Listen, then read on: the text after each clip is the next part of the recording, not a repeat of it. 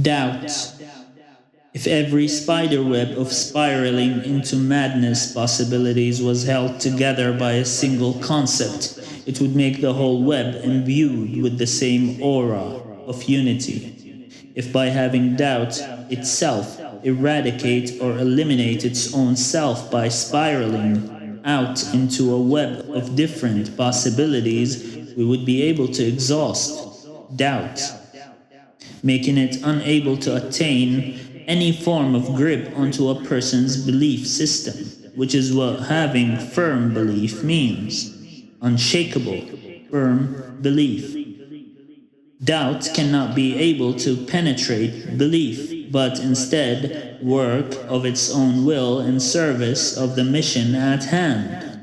Maybe what I write will only make sense to me when I write it, and only at the time of writing it. Maybe life is a constant flow of indeterminate possibilities and unformulated existences that ought to follow a certain form of structure and order. It would not be easy for a person to figure out the nature of infinity without having been tested with possibilities fatigue. It would be easy to conclude that we were created as inhabitants of the heaven from birth. It is not an impossibility.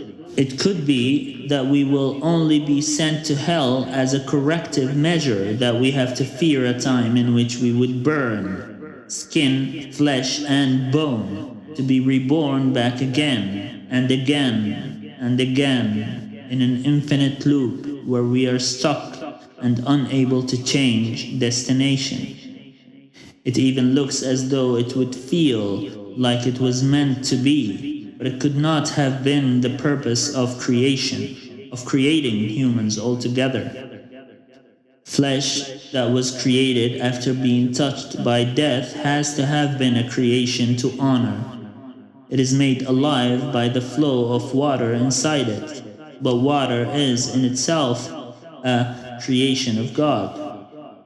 Flesh that changed from a lump of clay to a biological creation we call flesh by the touch of God's hand should also have to be preserved and destined for a good eternity. It seems as though the description of hell in itself was not made to evoke fear into the hearts of humans, but into the hearts of demons themselves. It is akin to being a reminder for the demons of which fire they were created. He watches everything, in every place, and in every realm. What other questions would they have had other than, does he also see us? As though the creation was not made to be controllable by the one from whom the notion of control was adopted. It would be such a ridiculous question to ask whether the world is still in control by the Creator, or has He really left the world to its devices, humans to their desires, and demons to wreak havoc upon His creation.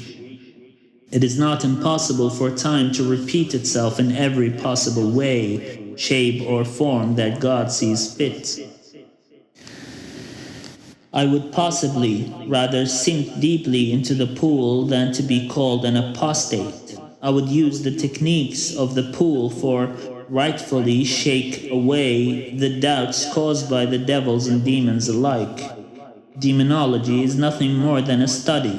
It has belief-oriented facts that are either true or false, depending on what beliefs you take to be true and what beliefs you take to be false.